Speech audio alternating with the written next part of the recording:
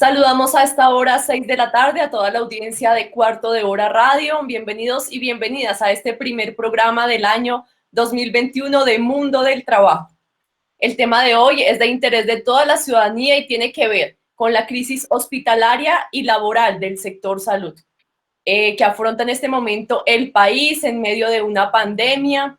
También vamos a conocer las denuncias acerca de los datos que ofrece la Personería de Bogotá sobre las inconsistencias en el reporte de las unidades de cuidado intensivo, y también vamos a conocer lo relacionado con el protocolo de vacunación publicado por el Ministerio de Salud. Soy Hipatia Hurtado y le doy la bienvenida a nuestros invitados. Estamos con la médica, licenciada en bioquímica, especialista en economía pública y gestión territorial con maestría en manejo del dolor, doctora Ana María Soleibe. Bienvenida. Muchísimas gracias, Hipatia, por esta oportunidad de hacer una denuncia sobre la situación en Colombia de la salud. Muchas gracias por estar acá. La doctora Ana María nos acompañó en el primer programa de Mundo del Trabajo y me honra muchísimo que estés acá otra vez. Saludamos a Augusto Ocampo Camacho. Él es abogado, docente universitario. Actualmente dirige la oficina de abogados TMO, asociados LTDA, y es conjuez de la Sala Penal del Tribunal Superior de Bogotá. Augusto, muy buenas noches. Sabemos que tú has hecho uso de las herramientas jurídicas del derecho de petición para exigir claridad en el protocolo de vacunación y ejercer también como una veeduría ciudadana que le permita a toda la ciudadanía conocer la verdad sobre este documento del plan de vacunación. Buenas noches. Buenas noches, Hipatia. Gracias por la invitación. Un saludo a la doctora Ana María. Y sí, pues vamos a lo largo del trayecto del programa a hablar del tema del ejercicio como instrumento de derecho, el derecho fundamental del derecho de petición, el ejercicio de veeduría ciudadana, esta herramienta jurídica constitucional que desde antaño nos acompaña, pero que muchas veces por ignorar los alcances, pues no subestimamos realmente su utilización. Y bueno, sobre el tema, lo que a bien tengan preguntar y debatir, pues con mucho gusto. También recordemos que la doctora Ana María Soleibe es presidenta del Sindicato de los Trabajadores Unidos de Colombia, Médicos Unidos de Colombia, UCTUS. Sí, es verdad, doctora Ana María. Actus. Sí. Actus. Muy bien, muchas gracias. Bueno, doctora Ana María, entonces empecemos. Cuéntanos, ¿cuál es la situación laboral de los trabajadores y las trabajadoras de la salud en medio de esta pandemia en el país? ¿Cuál es tu visión, tu perspectiva? Tú has venido haciendo una serie de denuncias en tus redes sociales, yo te sigo, y la verdad que es alarmante lo que está sucediendo. Y cuéntanos desde los sindicatos, ¿qué acciones se han emprendido? Bueno, tenemos todo un contexto que fue generado durante estos últimos 20 años, 30 años, en donde se ha aplicado un modelo que ha vuelto mercancía el sistema de salud, y en ellos hemos caído todos los trabajadores de la salud que hemos sido flexibilizados y deslaboralizados. Cuando llega la pandemia, pues nos encontramos en esta situación. 85% de los trabajadores están contratados por prestación de servicios, tienen un nivel salarial bajísimo, no tienen derecho a pensionarse, no tienen derecho de cobertura de incapacidades. Y llega la pandemia y empezamos por lo mínimo, lo que se enfatizó mucho al comienzo, que era lo básico para la atención, que eran los elementos de protección. Ni siquiera hoy, que el gobierno asigna a las ARL, ni siquiera hoy hemos tenido la cobertura completa como debe ser. El último estudio de la Contraloría, que fue en julio, deja muy mal parado al sistema de salud en cuanto a protección de elementos de seguridad, pero además esas condiciones laborales se han empeorado. Hoy, no solo no se está haciendo el testeo a esta población de alto riesgo que está en primera línea, sino que además es como mandar soldados descamisados a la batalla, tercerizados, empobrecidos y arriesgando su vida a son de nada. Es una tragedia para los trabajadores del país. Por el contrario, en muchas instituciones de manera arbitraria y unilateral hicieron disminución de 25 y 30% de sus salarios. Algunos fueron despedidos y cuando protestan hay hospitales donde no se les ha pagado 13 meses, 8 meses.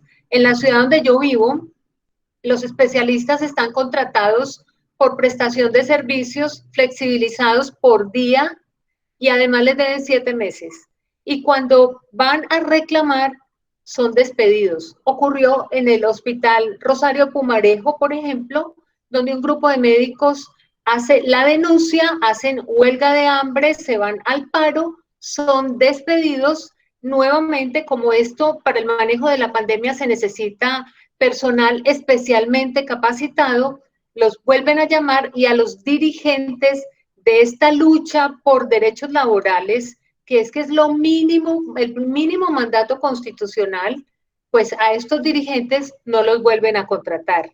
Y tenemos renuncias masivas por lo mismo en el Hospital de Cali, en el San Juan de Dios, en el Hospital Duarte Carsino, en Meta, tenemos en Sogamoso, ha sido como regla general. Sin embargo, a pesar del giro directo, de la solicitud de giro directo a los hospitales para ponerse al día con estas deudas salariales, el gobierno siguió girando a las EPS y las condiciones son las mismas. Entonces, pues desde lo laboral, desde la protección, ha sido la tragedia, no solo lo que significa estar frente a la muerte, el dolor de ver morir a la gente, sino saber el riesgo al que se exponen y lo desfavorecidas que van a quedar sus familias en esta situación. Sí, doctora, un panorama bastante desalentador, como usted lo dice, una tragedia laboral, y también vemos que las autoridades emiten unos comunicados diciendo que hay unos médicos que están de vacaciones, por ejemplo, y la realidad es que muchos de estos médicos están guardando su cuarentena, están contagiados en sus hogares. Esto es terrible también para el tema de la desinformación. Cuéntanos, Augusto, desde tu perspectiva de ciudadano, ¿qué impresión tienes del manejo de la situación que se está dando por parte de las autoridades competentes, de las administraciones nacional y distrital? Conocimos esta semana, por ejemplo, la inundación del hospital de Kennedy. Para contextualizar un poco a nuestra audiencia y a la doctora que no vive acá en Bogotá, tenemos una localidad de más de 1 millón de habitantes, es una de las localidades más grandes de Bogotá. Contamos con un hospital, el hospital de Kennedy, un hospital público, y este hospital se inundó en esta semana. Entonces es terrible, yo me encuentro en esta localidad. Y entonces cuéntanos también, vemos que en tus redes tú haces unas denuncias con respecto también a ciertas inconsistencias en los discursos de las autoridades. Por ejemplo, la alcaldesa insta a la ciudadanía que no salga de viaje y sale ya de viaje. Luego pues nos encontramos hoy en una cuarentena total. Cuéntanos cuál es tu visión sobre esta situación en Bogotá. Bueno, Hipatia, de nuevo, muchas gracias. Primero que todo, pues tener en cuenta que lejos de cualquier opinión, que no deja de ser de todos modos un criterio subjetivo, pues hay realidades y hay verdades que nos permiten aterrizar y proyectar el drama que, como lo acaba de señalar la doctora, pues es realmente desolador lo que se vive actualmente. Y es desolador porque, no obstante, cuidado con esto, llevamos 10 meses. O sea, este tema para ninguno, ni siquiera para el ciudadano de a pie, puede ser desconocido. Estamos involucrados en una tragedia, en un drama, en una crisis de una pandemia, pero nosotros llevamos como sociedad afrontando esta crisis 10 meses.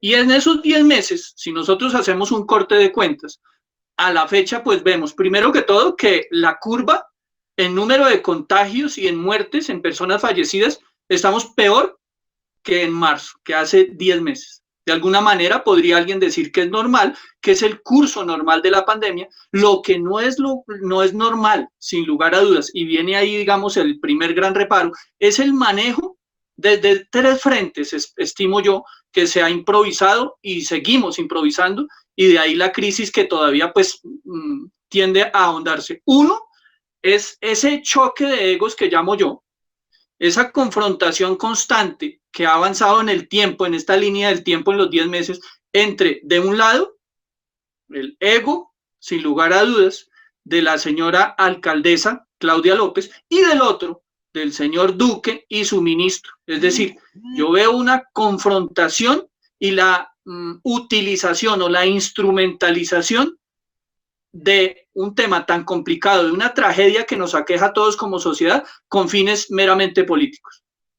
Miren ustedes cómo, después de algo más de 10 meses, si se quiere, pues hoy, a la fecha, todavía se dan bandazos en relación con el ponerse de acuerdo de un lado en la administración distrital o local con las políticas que orientan las decisiones a nivel nacional. Entiende uno, de alguna manera, esto como eso, lo que yo llamaba un choque de egos y la instrumentalización o la utilización con fines políticos de una tragedia, lógico que no tiene ningún tipo de lógica y asidero. Esa es una tragedia que no hemos capitalizado como administración local y como administración nacional, un tema tan delicado estando de por medio un tema que significa la diferencia entre la vida y la muerte. Del otro lado, sin lugar a dudas también porque tiene que ver como un insumo, lastimosamente, la indisciplina de las personas. Y entonces ahí también viene un componente y es que muchos también, con razón, señalan, opinan y critican el hecho de que se encierren o se confinen, se declare el confinamiento en ciertas localidades, sobre todo en estratos medios y bajos, y se deje huérfano de respaldo a este grupo poblacional. Eso significa, ni más ni menos que, frente a la ausencia de esa ayuda, de ese ingreso básico, solidario, mínimo o vital, como lo quieran llamar, el percibir algún tipo de en especie, no necesariamente significa que les den dinero, para mantener unas condiciones mínimas para poder sobrevivir con su núcleo familiar, pues las personas, unas, digo yo, por indisciplina, ¿cierto? Como muy cultural, a veces, digámoslo así, pues salen a la calle, se presentan las aglomeraciones, los tumultos, los medios de información reflejan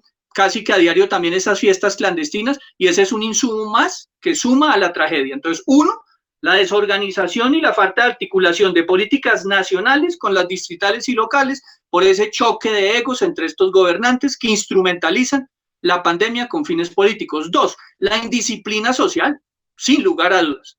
Sobre todo, y ojo con el llamado a los jóvenes, se refleja a través de los medios de comunicación estas fiestas clandestinas y operativos de la policía, que a cambio de estar velando, que es otro punto, una ciudad en caos, definitivamente, por el tema de la seguridad, o mejor, de la inseguridad, pues están dedicados a perseguir jóvenes indisciplinados en fiestas clandestinas, que son, y ya todos lo sabemos, pues factores generadores de contagio y de multiplicar, pues lógicamente, la propagación del COVID.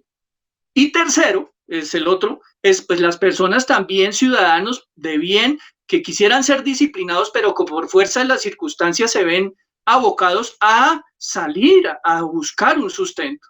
Y entonces se ve el abandono de un lado, de la administración local y de la administración también nacional, en el sentido de que prefiere invertir, a manera de ejemplo, miles de millones en unos alumbrados, en unas carpas o en tratar de adecuar una locación al comienzo del primer trimestre del año pasado en Corferias, que después se desmontó. Estamos por averiguar qué responsabilidad desde el punto de vista fiscal puede constituir esto fiscalmente frente a la Contraloría. Y imagínense el gesto, llamémoslo así, también de ayuda de parte del gobierno nacional en su momento para sacar adelante, auxiliar a una multinacional como era Bianca. Y mientras tanto, el ciudadano del común se ve abocado a salir y decidir entre o morir de hambre o tener que afrontar la pandemia con impredecibles resultados también al pues verse expuesto a este contagio. Entonces, la situación para mí no es, ni más faltaba, pues de fácil análisis, pero entendería yo que esos tres componentes son importantes: el desorden, la improvisación y el choque de egos de la administración, de un lado. Segundo, indiscutiblemente la indisciplina social. Miren, en diciembre, esas aglomeraciones, celebraciones de partidos, fiestas también escondidas. Y tercero, la necesidad que obliga al ciudadano, sobre todo de estratos medios y bajos, a buscar ese pan diario exponiéndose a la vida y siendo también un factor generador para multiplicar pues lógicamente este contagio. Digamos que en ese sentido ese es el panorama y de ahí, para que no nos aterremos, las cifras que ya en promedio no bajan de 300 personas fallecidas en 24 horas, y se han multiplicado y ha escalado la curva de contagio al punto que en promedio también ya pues no es inferior a 15.000 cada 24 horas. Entonces, desolador el panorama. Con esa lectura que me parece a mí con hechos reales nos permite proyectar que si no se articulan desde esos tres frentes que acabo de señalar, pues seguramente esto en vidas nos va a todavía resultar mucho más doloroso. Lo que nos cuentas es también un panorama bastante desalentador, además de esa desarticulación entre la administración nacional y la administración distrital. Le sumamos a eso que tampoco el país asumió los protocolos y las recomendaciones de organizaciones a nivel mundial, como es la Organización Internacional del Trabajo, quienes emitieron desde el mes de marzo todos unos protocolos para la reactivación de la economía. Y esto en ningún momento pues, fue tenido en cuenta. Recordemos que toda esta política internacional está basada en el cuidado de la vida, y esa pues no es precisamente la política en la que estamos en este momento en el país. Doctora Ana María, ya conocimos de primera mano cuál es la situación en nuestra ciudad y pues es preocupante entonces lo que puede suceder en los territorios. Sabemos que hay médicos, como ya nos dijiste, con meses de salarios atrasados, quienes se ven obligados a renunciar. Conocimos también los testimonios de unas enfermeras, trabajadoras de la salud, y qué bueno que estés aquí tú también como voz de esas mujeres, porque sabemos que la mayoría de trabajadores de la salud son mujeres, son quienes están allá enfrentándose y también en unas condiciones precarias. También conocimos que algunos senadores se van a solidarizar con las trabajadoras de la salud, por ejemplo, del Chocó, van a donar parte de su sueldo. No hay unidades de cuidado intensivo aquí en Bogotá, ya estamos al tope. Ya vamos a hablar un poco con el doctor Augusto sobre estos datos, sobre la ocupación de las UCI, pero queremos saber cuál es el panorama en los territorios. Yo quería también completar un poco que es que la idea que se ha dado en los medios de comunicación es darle toda la responsabilidad a la gente que no se cuida, y como dices muy bien, ha habido muchas fallas. Nosotros y muchas organizaciones hemos pedido la renta básica, el auxilio a la pequeña y mediana empresa, pero además el gobierno no está cumpliendo con los testeos. Hay una desarticulación del sistema que viene con todo este modelo entre la información que tienen las EPS y las informaciones de las secretarías de salud, y no están articuladas, cada uno trabaja por su lado. Entonces, esto no permite que haya una política con una directriz única y un Estado encargado de hacer el manejo desde un punto con directrices nacionales. Eso no se ve. En cuanto a las unidades de cuidados intensivos, pues imagínense que Bogotá es la capital y se encuentra con esta ocupación y con esta desinformación también, porque los datos no coinciden. Las secretarías dan un dato, hay una diferencia de información casi del 20% con otras organizaciones, con el DANE, con Procuraduría. Entonces, en realidad, no hay un centro de información unificado que le permita también al gobierno establecer cuál es realmente la ocupación de UCIs, cuánto es el personal que necesita para trabajar en ellas, qué cantidad de medicamento tenemos, qué carencia de insumos hay. Eso no existe porque el modelo no lo permitió nunca. A nivel regional, pues, tenemos 492 camas UCI en el Valle, por decir algo. La ocupación está en el 98%, pero, por ejemplo, Cartago, que es una de las principales ciudades de acá, del Valle, es una ciudad con 150.000 habitantes, y esto es solo el ejemplo de lo nacional. 150.000 habitantes, pero tiene una cobertura en el norte del Valle de aproximadamente 350.000 habitantes. Tiene 9 camas UCI, 9 para toda esta población. Risaralda también es uno de los departamentos con menor cantidad de camas UCI y es quien nos ha dado el auxilio cuando aquí estamos necesitando. Está copado, está al 95% Risaralda, están en alerta roja y en toque de queda. Entonces, pues ya es un sistema de salud que más bien es un sistema de enfermedad, porque ese es el segundo factor que el modelo nunca tuvo en cuenta, que lo transformó en un modelo de atención de consulta médica, pero olvidó lo que significa la atención primaria en salud, que es lo que nos hubiera dado el soporte a menos costo para la atención de la pandemia. Esto es ejércitos de personal capacitado que vaya a las comunidades a atender pedagogía, acceso de la comunidad a la atención primaria, atención de otras patologías diferentes del COVID, pedagogía, repartir tapabocas, pero la gente dentro de su formación no tiene claro el concepto de riesgo también. Y aparte está lo otro de las personas que definitivamente somos una sociedad pobre, con 12 millones de personas en pobreza multidimensional que necesitan salir a rebuscarse. No hay pruebas, no sabemos dónde estamos, con una capacidad de 52.000 pruebas y se están procesando 30.000. Cuando con el PRAS, el programa de seguimiento, aislamiento y seguimiento selectivo, íbamos a aumentar a 100.000 pruebas, no se ha hecho. Y obviamente, si no hay una directriz, esto no va a bajar, los contagios van a aumentar y llegaremos al punto que no queremos llegar. No vamos a dar abasto con las personas que están falleciendo. Y decir que han muerto 43.000 colombianos, es decir, que hay 43.000 familias que están sufriendo un duelo, que se quedaron sin padre, hay hijos que se quedaron sin mamá, sin soporte económico, eso trae unas consecuencias más allá. Desalentador panorama, doctora, sí, muy triste. No tenemos pruebas, no sabemos dónde estamos para poder nosotros generar un plan. Entonces hay un plan que nos da el gobierno sin datos. No podemos confiarnos de esto. Augusto, siguiendo esta misma línea de las camas de cuidado intensivo, cuéntanos desde tu visión como abogado, ¿quién debe responder ante estas graves inconsistencias que encontró la personería en Bogotá? ¿Y qué significa esto para la ciudadanía? Bueno, y Patia, y lo mismo, ¿no? Digamos que dándole alcance a las importantísimas y además muy bien reflexionadas las opiniones y las argumentaciones de la doctora Ana María, es lo mismo, ¿no? O sea, seguimos con el tema de la improvisación. Mientras están más preocupados la alcaldesa de un lado en salir en los noticiarios para irse a la playa en plena crisis. Eso será capítulo que la historia seguramente se encargará de hacer un corte de cuentas muy serio en relación con la responsabilidad que le asistió o le sigue asistiendo a esta mandataria y a su partido político, ¿por qué no decirlo también?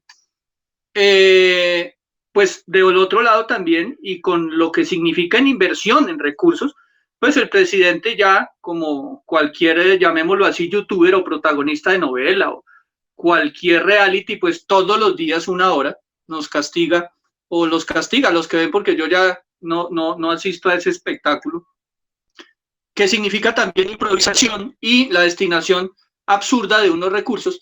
Pues ahí está lo que dice la doctora Ana María.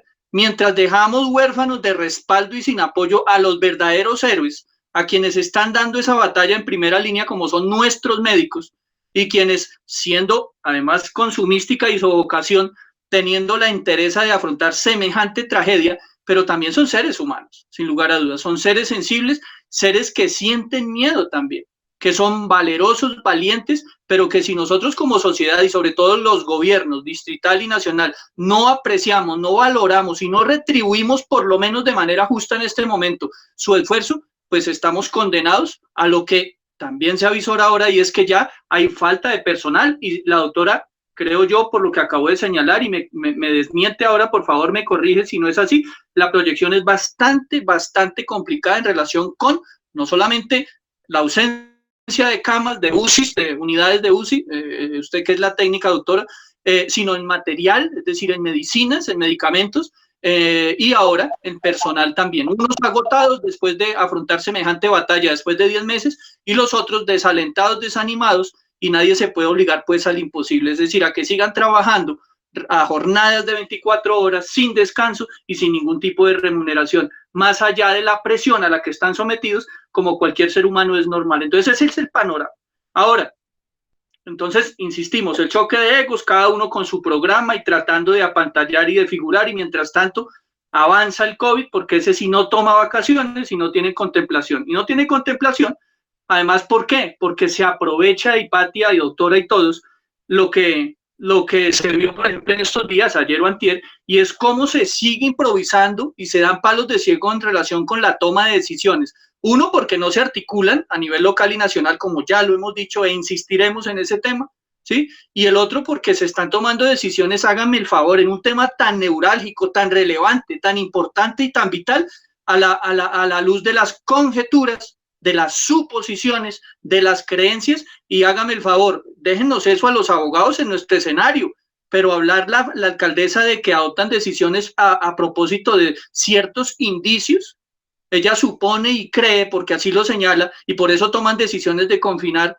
que era necesario, sin lugar a dudas, pero ese no puede ser un argumento serio de una gobernadora, de una gobernante, de una administradora, de una sociedad en un momento de crisis. Esa no puede ser un argumento serio. Entonces, ojo con eso. Ahora, lo de las UCI, la inconsistencia, pues ese es el reflejo de esto, Hipatia, el reflejo de una absoluta, indolente y absurda improvisación, en donde, y cuidado, presumamos la buena fe, ¿no? Partamos de un principio constitucional de buena fe. Vamos a creer que existe de pronto, por la diferencia del manejo en el tiempo de las cifras, por la cantidad de la carga laboral, la falta de pronto de actualizar el sistema, de pronto ahora la doctora nos puede informar cómo funciona de mejor manera esto, el reporte. Pero, a ver, es que el resultado está a la vista y las consecuencias en relación con los reparos serios que hizo la personería por los hallazgos están ahí, son objetivos. La diferencia no son de 1 o 2 o 3 en algún hospital, llamémoslo, en cualquier hospital público a manera de ejemplo, sino que la diferencia supera el 40, el 50%, mientras en unos reflejan una serie de datos en porcentajes del 40%, resulta que ya estaban en el 90 o si se quiere en el 100. Entonces, cuidado, supongamos y presumamos como debe ser que esas cifras no han sido manipuladas y disfrazadas, pero si aquí se demuestra a través de lo que ojalá, y ese es el llamado a la personería, incluso a la fiscalía, para que tome cartas en este asunto y establezcan si aquí se ha tratado, como todo apunta, de maquillar o disfrazar unas cifras, burlando las verdaderas, en relación con presentar a la sociedad unas cifras mentirosas en punto de las unidades UCI y otra información disponible que no corresponde por la realidad, pues estamos ni más ni menos, ni más ni menos, así de claro, frente a la comisión de un delito, por lo menos el delito de falsedad, ¿ya? Entonces, el llamado es ese. Señor personero valientemente y se le abona, lógico, por el ejercicio profesional en el ejercicio de ese mandato como organismo de control, cabeza del organismo de control a nivel distrital, ha revelado unas cifras y él tiene un sustento y un soporte y salió públicamente a darlo. Esperaremos nosotros de alguna manera también con algún asidero cómo controvierte desde el lado de la administración estas cifras, pero entonces estamos en el peor de los mundos, o falta la verdad la administración al maquillar o disfrazar unas cifras, o entonces estamos también, en el peor de los mundos porque hay un organismo de control que tampoco atina con su labor. Entonces, cualquiera de las dos, al final, se decida quién tiene o no tiene razón, pues se advierte que hay eso, que estamos en manos de circunstancias a todas luces que no tienen ningún tipo de presentación, porque si ni siquiera nos ponemos de acuerdo, ni siquiera conocemos el estado real en punto de un dato tan relevante, tan importante y tan vital como es el tema de las cifras en punto de las unidades de UCI disponibles, pues hágame el favor, ¿qué podemos esperar? Sí, señor. Bueno, entonces nos encontramos en un panorama también y en una administración nacional y distrital que no está teniendo en cuenta los conceptos científicos. No tenemos en este momento un comité científico liderado por los trabajadores y trabajadoras de la salud que nos permita pues a toda la ciudadanía también conocer de cerca lo que está sucediendo, pero con un lenguaje un poco más técnico. Cuéntanos, doctora Ana María, ¿qué acciones deben emprender y debemos emprender la ciudadanía para apoyar?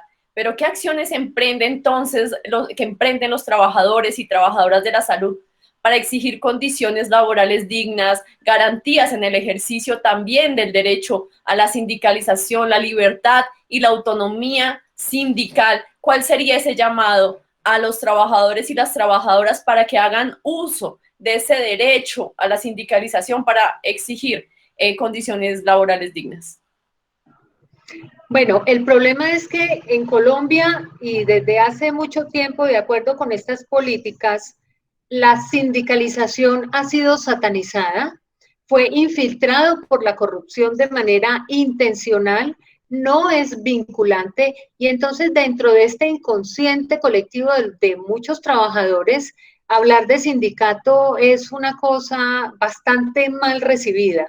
Pero nuestro propósito desde Médicos Unidos de Colombia es llevarle al gobierno como propuesta dentro de esta reglamentación de la ley estatutaria que se tiene que hacer en una mesa de conocedores, representantes de todas las organizaciones. Y aquí tenemos un grave problema, es que hay organizaciones gobiernistas que durante todos estos años han tenido voz directa con el gobierno e incluso han apalancado proyectos de ley que quieren legalizar la tercerización sindical.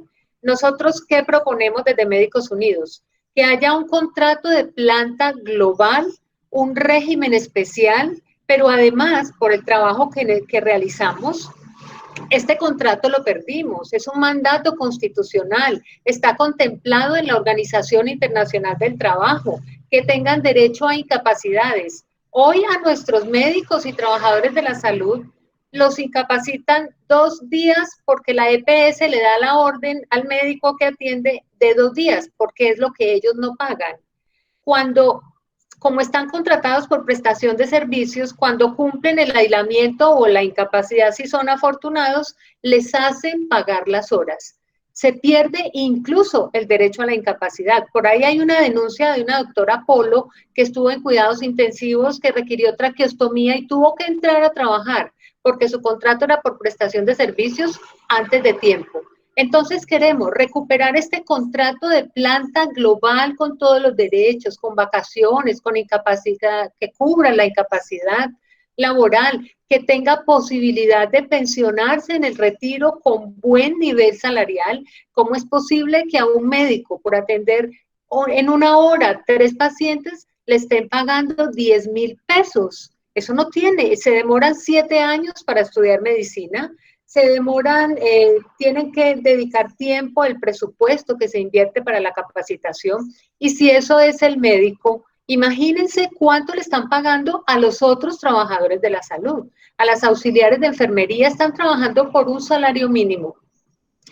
Pedimos un régimen especial por todo el riesgo que implica este trabajo, pero además necesitamos una fuerza para poder vigilar que esta contratación directa, este contrato laboral se cumpla. No es contrato tercerizador a través de sindicato, sino un sindicato que proteja estos derechos. Hoy sabemos que los países más desarrollados del mundo tienen sindicatos fuertes. Ellos saben que es a través de ellos que se van a blindar, a través del sindicato van a blindar sus derechos.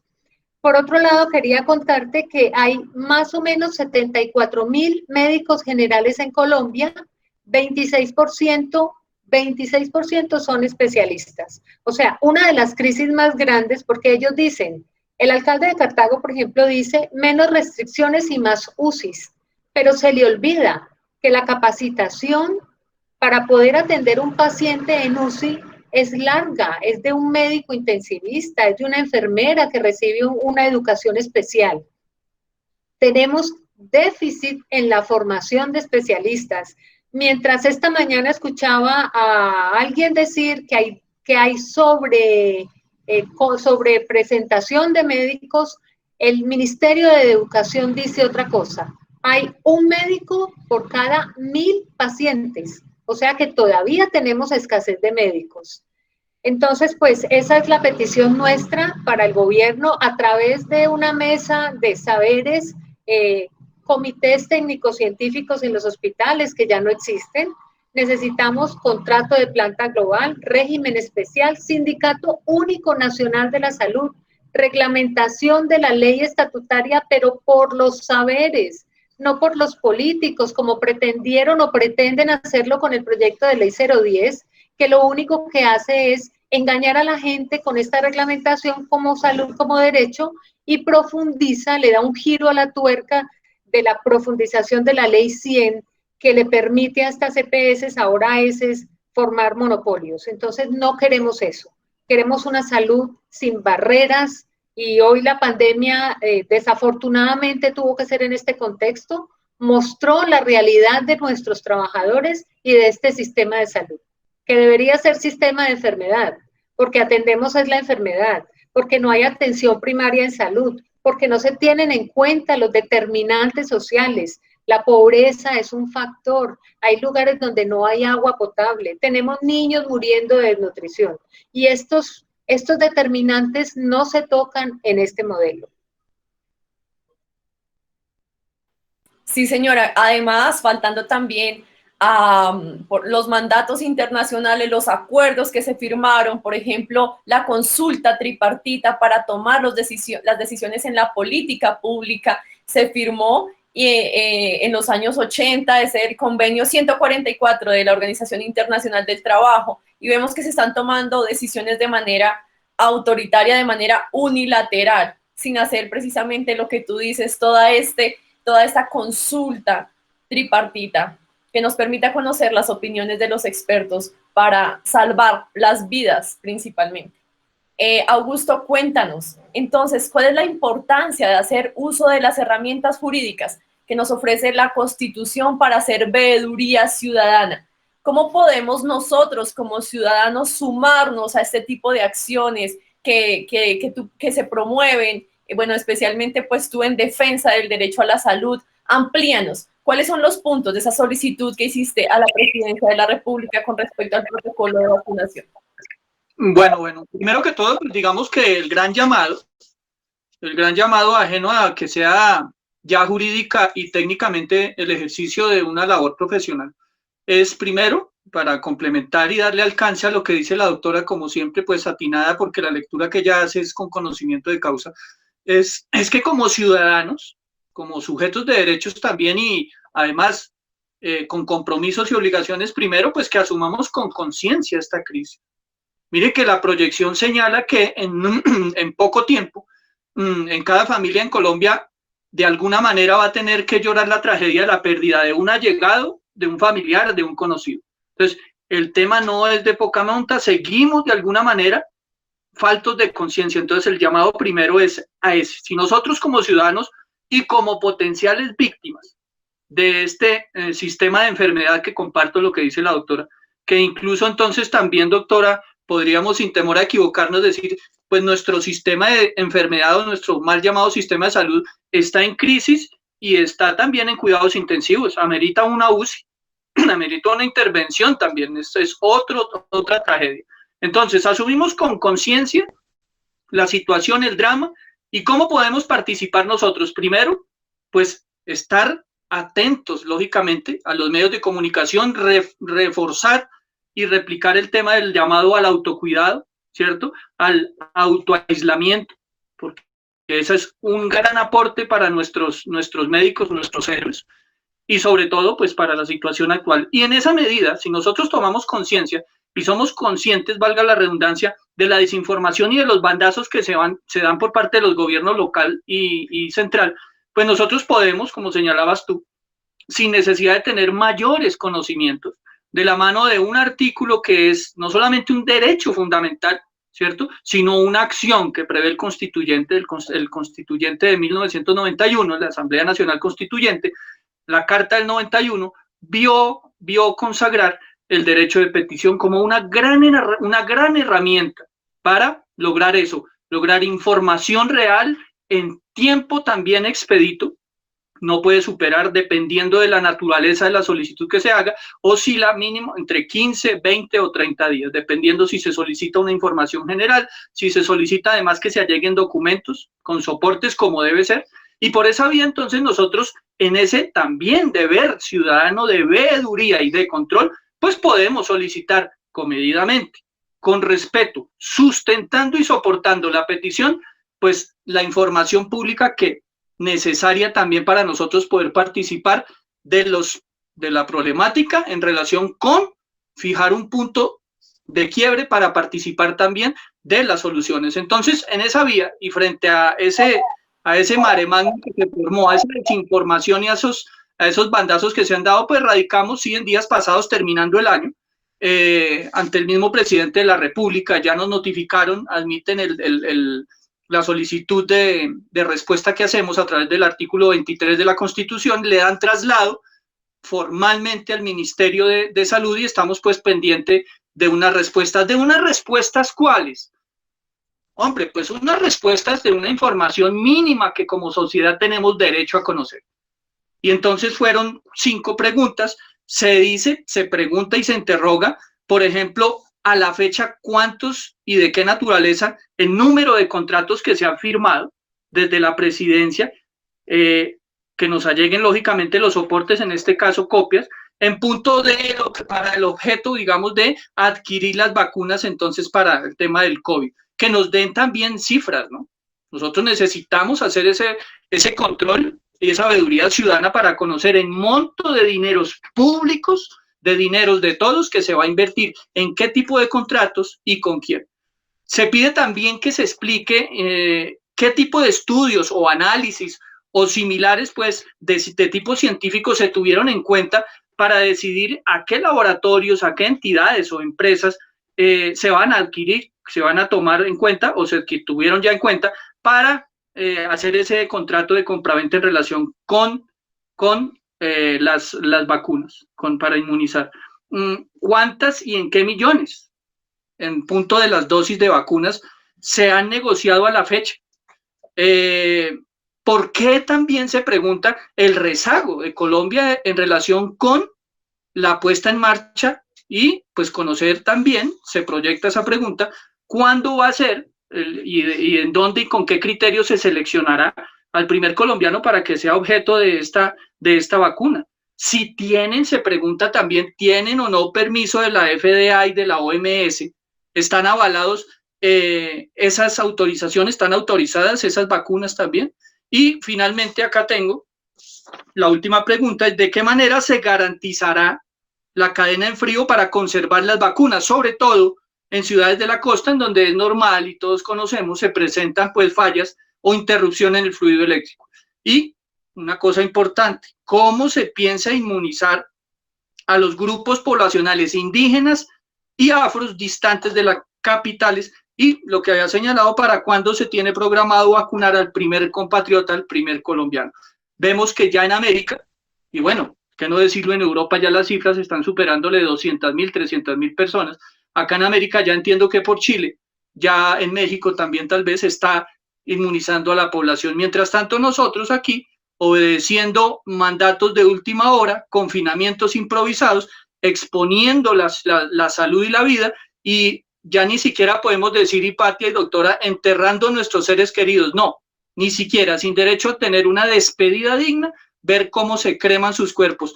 Con un adicional, con un ítem, con algo que a través de las redes me preocupa, y es también muy pública la información ya, y es como una bola de nieve, y es que están, y esa sería otro interrogante para hacer buena veeduría ciudadana, y se están haciendo pasar, hay mucho reparo, a la oficina me llega mucha queja en relación con eso, mucha inconformidad, se están presentando como muertes por COVID, las muertes por otras patologías. ¿Por qué ahora, como señaló el alcalde de Cali, no volvió a Colombia, en Colombia, a morir personas por enfermedades, patologías diferentes al COVID?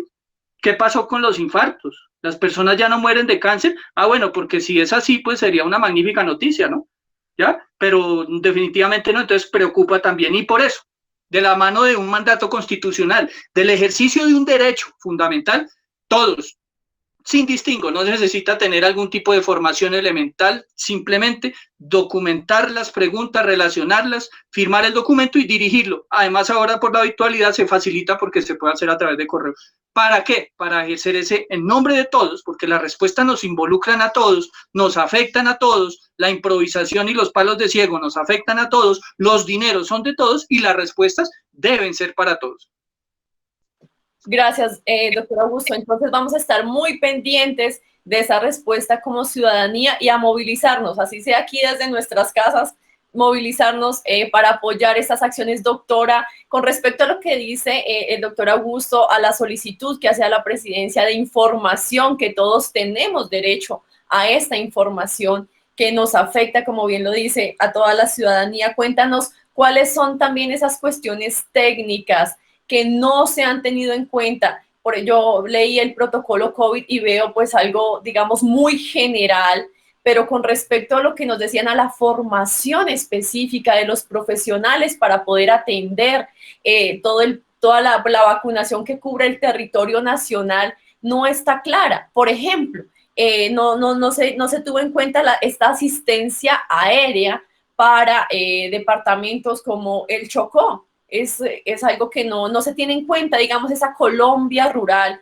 esa Colombia que está abandonada en los territorios. Cuéntanos técnicamente qué requiere el país para que este proceso, este protocolo de vacunación sea efectivo. Bueno, ya como les dije desde el comienzo, la deuda venía desde hace 28 años en el modelo donde la atención primaria se olvida y estas zonas marginales, esta periferia que se generó con este modelo, pues obviamente no es solo marginal para la atención de la diabetes, la hipertensión, de los determinantes sociales, sino también para el acceso a la vacuna. Las EPS lo direccionan todo en sentido de costo-rentabilidad.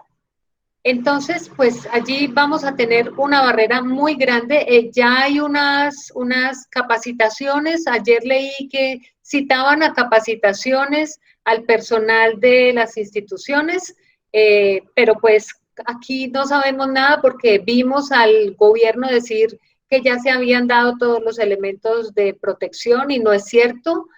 No sabemos cuántas vacunas se compraron. Ellos dijeron que 20,000 vacunas o 40,000 vacunas, 20 millones de vacunas, pero eso tampoco sabemos si es cierto. Necesitamos ese derecho de petición, me parece bien necesario.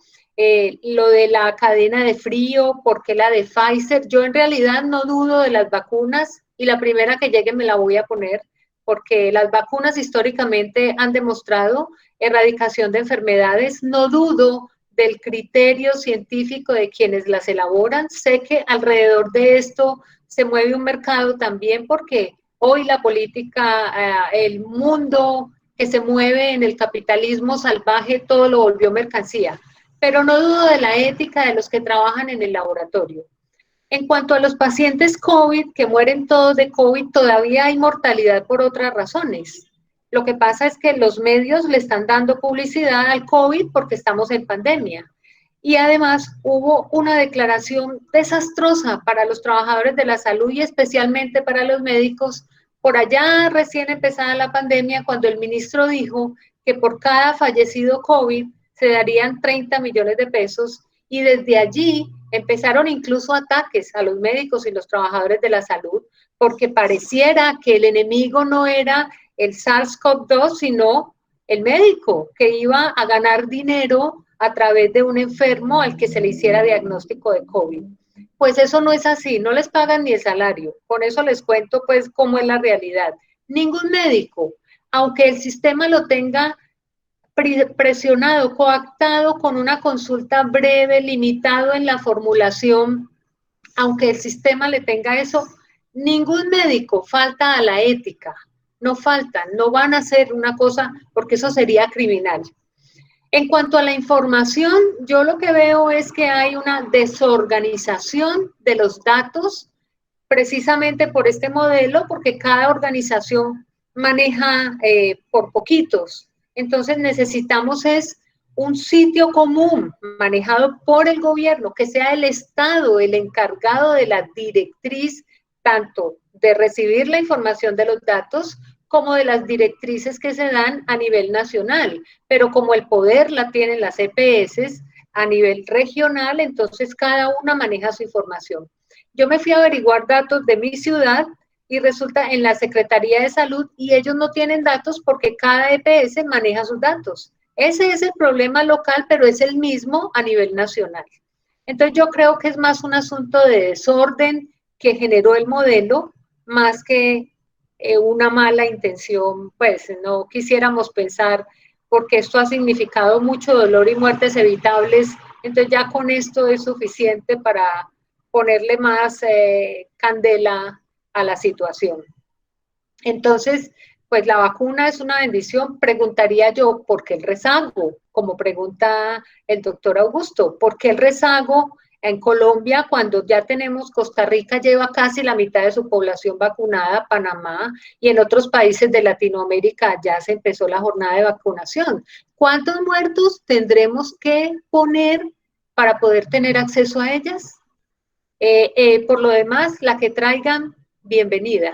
Esa con cadena de frío a menos 70 grados, me parece complejo el manejo, pero bueno, ellos buscarán la forma, espero. Hipatia. Y sigue, Augusto. Doctora, una cosa, entonces, según lo que dice su señoría, pues si ya nos aventaja en tanto Costa Rica, nos va a tocar entonces es irnos para Costa Rica, no a la playa, sino para no ser aquí objetos víctima de esa pandemia, ¿no es cierto? Y yo quiero una cosa, doctora, para rematar, y primero, Hipatia, en punto de lo del derecho de petición, no solamente para movilizarnos, al conocer las respuestas, ojalá estén sustentadas como se solicita, sino para que, Hipatia, para que sepan que hay ciudadanías, y no por mí, sino que mire que hay un despertar. Yo cada vez reviso en las redes sociales y veo que hay más inquietudes, que cada vez ciudadanos se suman más a pedir respuestas formales, y entonces ya he visto no menos de 3 o 4 derechos de petición en condiciones muy similares por parte del senador Iván Cepeda, parte de la representante María José y en general de ciudadanos del común que inquietos a sabiendas de que tienen que tener una respuesta, acuden a este medio con algo importante, y es que no pueden quedarse callados. Acá nos tienen que responder. ¿Por qué? Porque existe otro mecanismo y es la tutela para hacer valer y hacer forzar a la administración a que nos dé una respuesta. Y ahora, y discúlpeme, quería una pregunta, doctora. Yo le voy a confesar algo y aprovecho el escenario. Yo soy, y si quiere califíqueme así de miedoso, lo acepto, pero yo sí tengo temor y siento desconfianza de la vacuna. Y como no tengo autoridad, porque es usted la autoridad y los respetados los médicos y ni más faltaba, pero es que yo manejo una lógica y por favor convénzame de que me vacune. ¿Por qué? Los tiempos, doctora.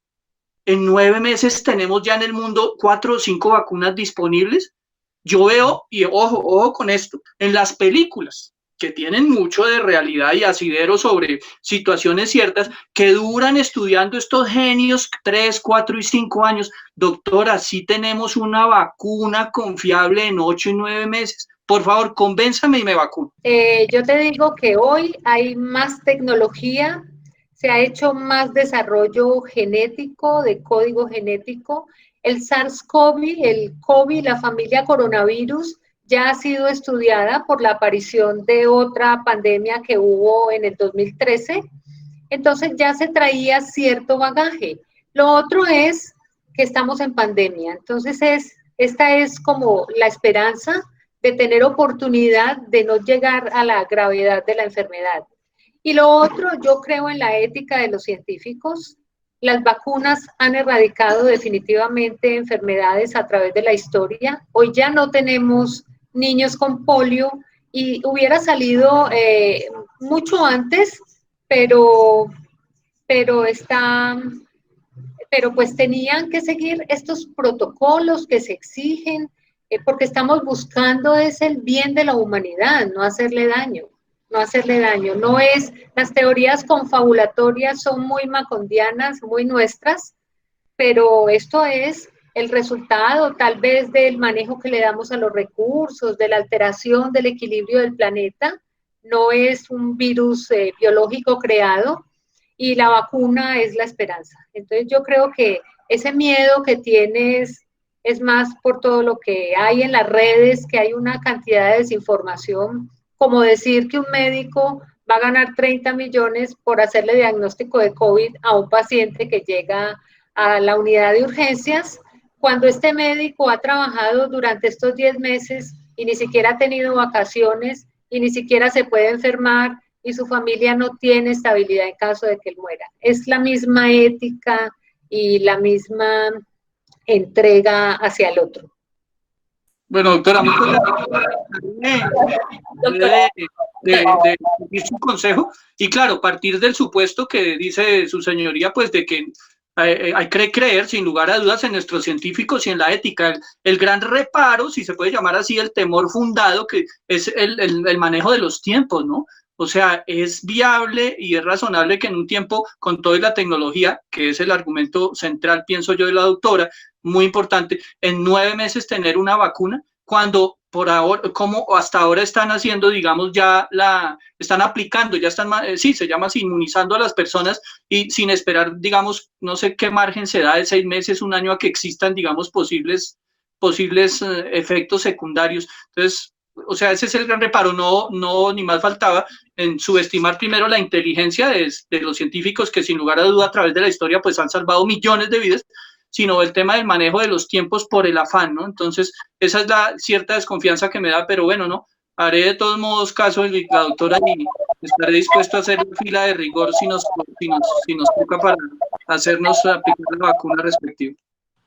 Muy bien, Augusto. Bueno, yo como profesora de ciencias sí creo que debe haber una democratización de toda esta información y que además se debe fortalecer esta educación científica, como lo decía la doctora. O sea, nosotros también estamos esperando doctores que tengan, que hagan esa pedagogía en los medios de comunicación, y la verdad a los doctores a los que yo he tenido que buscarlos en redes, ellos suben videos y tratan de explicarle a la ciudadanía qué es una vacuna, qué es un virus, cómo funciona la vacuna, cómo funcionan también las pruebas, y esto lo he hecho es de manera informal por redes, porque en nuestros medios de comunicación definitivamente eso no lo tenemos. Tenemos a una alcaldesa que cree que tiene un lenguaje técnico, pero como vemos esto no llega a la ciudadanía. Entonces, como profesora de ciencias, creo que este era el momento para fortalecer esa educación científica.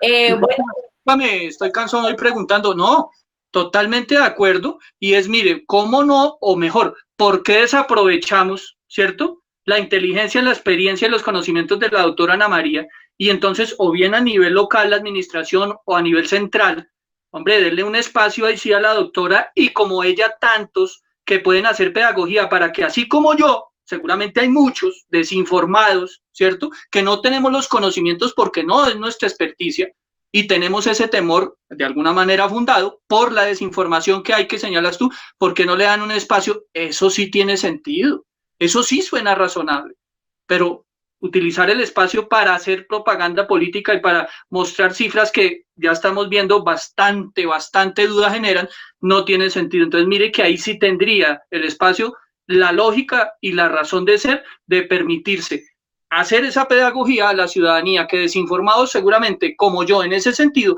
temor fundado, algún tipo de reparo o reticencia para la vacuna, pues nos podemos informar de primera mano, con principio de autoridad, y absolver tantos interrogantes. Pero esos espacios, si se dedicaran a esto, así como ahora, seguramente la misma sociedad los agradecería y seríamos eso, una sociedad más informada. Y una sociedad informada, pues es una sociedad con poder, ¿no?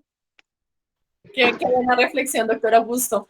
Bueno, doctora Ana María, se nos acaba el tiempo es un recurso limitado. Y bueno, ¿cuáles son precisamente, doctor Augusto, para eso es este espacio de mundo del trabajo, para darle voz a estas personas que están luchando desde sus espacios de laborales, trabajadoras y trabajadores?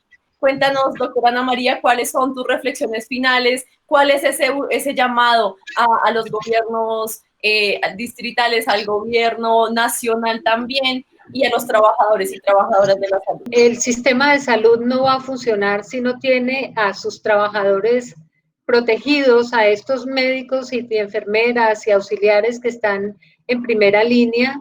Necesitan protección no solo con los elementos de seguridad, sino protección laboral, protección de sus familias, cobertura de incapacidades, que haya un contrato que les garantice estabilidad, porque está en juego su vida, pero además está en juego la tranquilidad de su familia.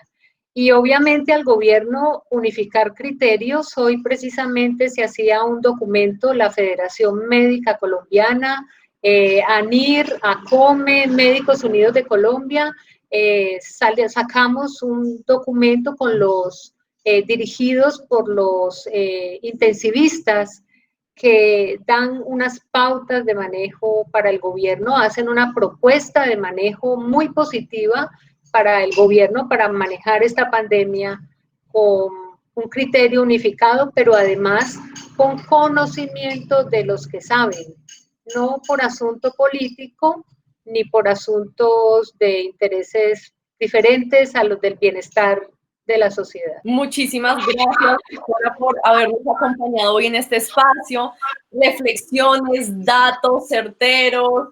Y bueno, esto ya nos ofrece a nosotros, digamos, también un panorama para poder actuar como ciudadanos y ciudadanas y también mostrar esas herramientas que tienen los trabajadores y trabajadoras de la salud para poder exigir sus derechos. Muchísimas gracias. Esperemos a que se conecte Augusto, si de pronto se vuelve a conectar para que nos haga como esa reflexión final. Muchas gracias por la oportunidad, Hipatia. Excelente. Augusto, cuéntanos, ¿cuál es ese llamado al gobierno nacional, distrital para afrontar esta crisis? Vemos que hoy, pues, tú nos estás actualizando diariamente en tus redes sociales sobre, pues, estas alarmantes, trágicas cifras, más de 45.000 muertos, 1.737.000 contagios. Cuéntanos, ¿cuál es ese llamado? Pues primero el llamado, digamos, a la misma sociedad, ¿no? A cada uno de nosotros a que asumamos con conciencia este reto y esta crisis en relación con la pandemia. Si nosotros seguimos, los que tenemos la posibilidad, las instrucciones, el autocuidado y el aislamiento como se debe, pues seguramente vamos a colaborar, porque como decía al comienzo, este no es un problema que tiene 2 o 3 aristas, no solamente, si fuera solamente uno, seguramente sería mucho más fácil y ya hubiéramos superado en parte o no estaríamos afrontando estas cifras dantescas que a diario y cada 24 horas nos reflejan pues los datos oficiales del Ministerio de Salud. Entonces uno es a la misma sociedad, cada uno de nosotros, asumir y tomar conciencia de el gran rol que tenemos, ¿no? Porque somos multiplicadores para bien o para mal. En este caso sería para mal si no nos cuidamos y no ya seguimos las instrucciones del aislamiento y del autocuidado del COVID-19. Y segundo, pues el llamado, sobre todo enfático, a las administraciones a que cesen, depongan esas armas, llamémoslo de esta manera, que trabajemos con un solo norte, porque lo que está de por medio, la diferencia entre que existan o no diferencias, articulen o no las diferentes políticas para afrontar la tragedia, pues se cobra y se cuenta a diario cada 24 horas en números de personas fallecidas. Entonces la responsabilidad, que asuman con responsabilidad histórica la administración de Claudia López y el presidente Duque, el compromiso que tienen con el salvar vidas, que es lo más importante que debe ocupar la atención ahora, más allá de intereses particulares con tintes políticos. Básicamente es el llamado a que se respete a la ciudadanía. Si nosotros hacemos veeduría a través del ejercicio de un derecho fundamental de petición como cualquier ciudadano, merecemos respuestas serias y soportadas para poder hacer ese control y esa veeduría constitucional y democrática a la cual tenemos derecho. Y entonces, que se respete a la ciudadanía, que se responda con soportes, que no se subestime la inteligencia.